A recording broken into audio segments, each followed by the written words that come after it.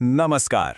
आज के इस विश्लेषण में हम साइबर सिक्योरिटी की एक बिल्कुल नई और चौंका देने वाली रियलिटी पर बात करेंगे।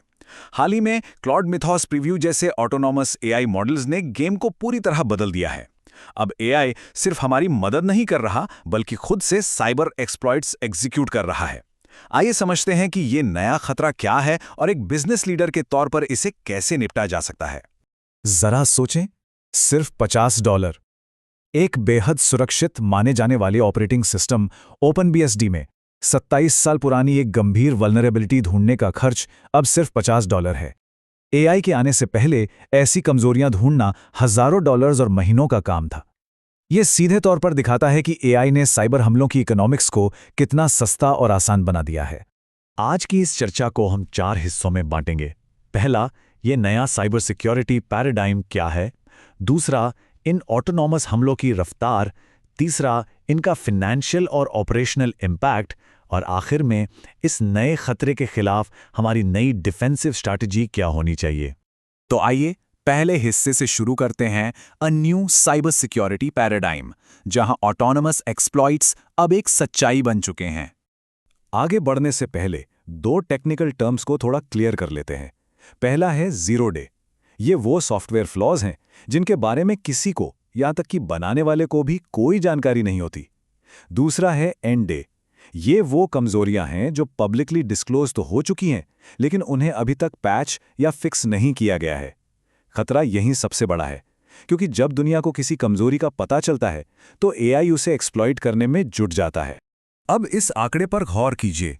क्लॉड मिथोस प्रीव्यू ने हाल ही में जितनी भी वल्नरेबिलिटीज ढूंढी हैं, उनमें से 99%, जी हां 99%, अभी भी अनपैच्ड हैं। सिर्फ 1% को ही फिक्स किया गया है। इसका सीधा सा मतलब है कि एआई अब सिर्फ कोड में गलतियां ढूंढ के रुक नहीं रहा, वो उन्हें एक्सप्लॉइट करने के लिए लगभग पूरी तरह आजाद है। एंथ्रोपिक के प्रोजेक्ट ग्लासविंग ने इस सिचुएशन को बिल्कुल सही शब्दों में बयान किया है।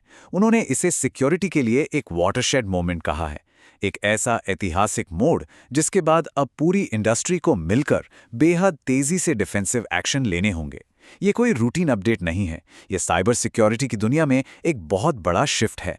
और यही हमें हमारे दूसरे हिस्से की तरफ ले जाता है, the speed of autonomous attacks. यहां मुकाबला अब इंसान और मशीन के वक्त के बीच है।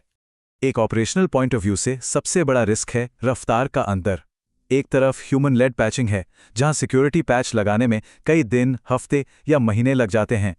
वहीं दूसरी तरफ एक ऑटोनॉमस एआई मॉडल किसी एग्जिस्टिंग एंड डे वल्नरेबिलिटी को पकड़कर सिर्फ कुछ ही घंटों में एक वर्किंग एक्सप्लॉइट तैयार कर लेता है। ये स्पीड गैप ही संस्थाओं के लिए सबसे बड़ा संकट है। इसका एक रियल वर्ल्ड उदाहरण देखते हैं। फ्री बीएसडी में एक 17 साल पुरानी वल्नरेबिलिटी थी। एआई ने बिना किसी इंसानी मदद के उसे ऑटोनॉमस तरीके से एक्सप्लॉइट किया और सिर्फ कुछ घंटों में सिस्टम का पूरा रूट एक्सेस ले लिया।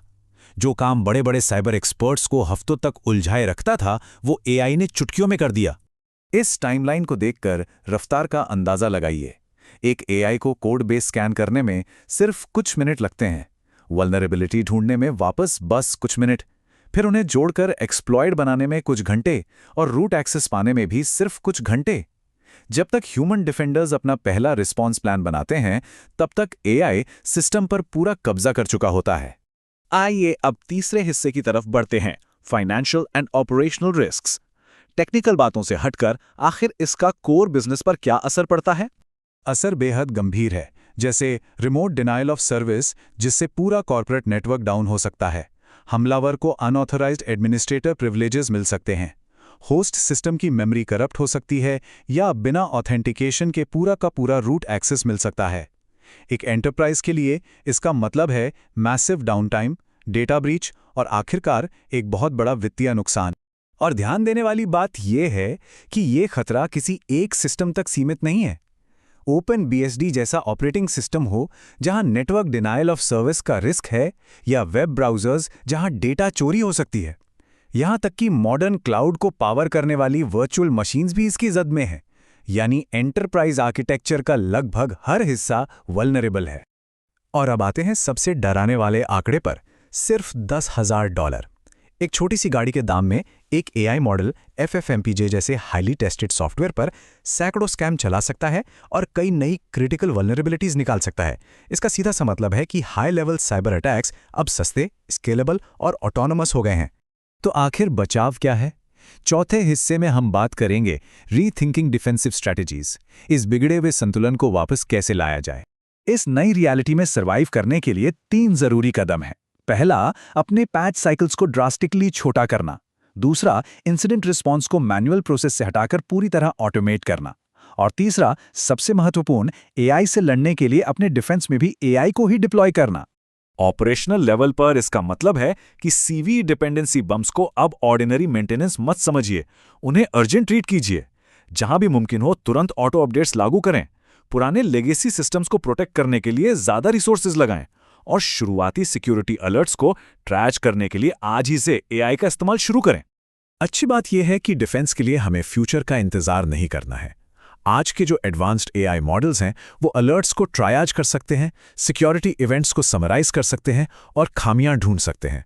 अगर अटैक की स्पीड एआई ड्रिवन है तो बचाव की स्पीड को भी एआई से ही स्केल करना पड़ेगा। हालांकि एक लंबी उम्मीद भी है। एंथ्रोपी का मानना है कि लॉन्ग रन में डिफेंस कैपेबिलिटीज ही जीतेंगी, क्योंकि यही एआई मॉडल्स सिक्योर कोड लिखने में ज्यादा मदद करेंगे। लेकिन जो ये ट्रांजिशनल पीरियड है, जो दौर अभी चल रहा है, ये बेहद खतरनाक और अनस्टेबल होने वाला है। तो इस विश्लेषण को हम एक बहुत ही क्रिटिकल सवाल के साथ खत्म करेंगे। सोच कर देखिए, क्या आज जो ट्रेडिशनल डिफेंस साइकिल्स और प्रोसेसेस चल रही हैं वो इतनी फास्ट हैं कि इन ऑटोनोमस एआई एक्सप्लॉइट्स की रफ्तार को पीछे छोड़ सकें? अगर जवाब नहीं है तो बदलाव आज और अभी लाना होगा। इस चर्चा में जुड़ने के लिए बहुत बहुत धन्यवाद।